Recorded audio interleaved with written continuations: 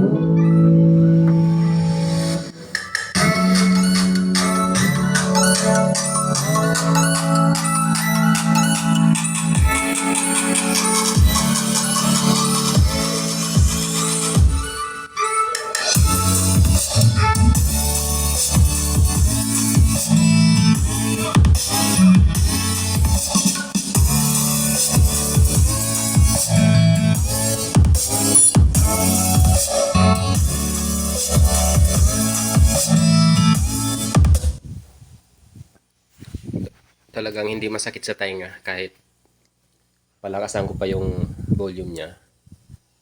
Yung timpla niya, guys, nasa ano lang, nakabalance lang yung treble tsaka mid at bass. Naka ano lang yan, nasa gitna. Ganyan lang yung simpleng setup na talagang okay yung quality ng sounds.